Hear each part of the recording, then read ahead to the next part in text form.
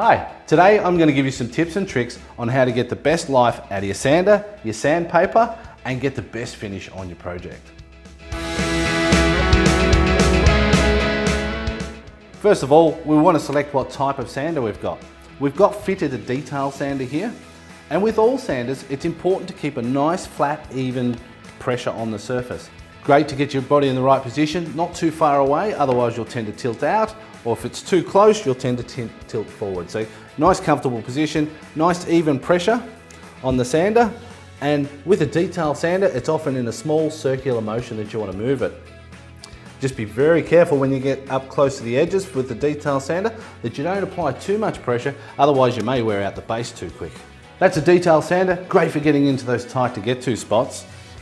But hang on, we've got a large surface. Let's grab a third sheet sander, which is a fairly big base. This machine can swap it straight over.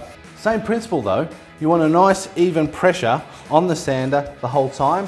And this time you can do larger circular motions and you can do backwards and forwards motions.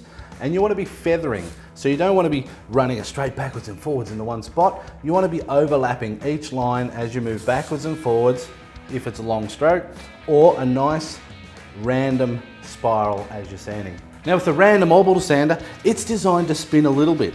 It doesn't have to spin super fast, and if you apply too much pressure, it will slow it down.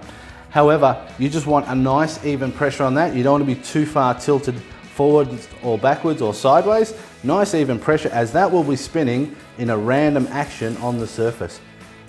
And while you're sanding, just you add some more random action with a nice, even, smooth spiral effect all the way around, feathering across where you've been the whole time. And for some more hints and tips on sanding, check out our website.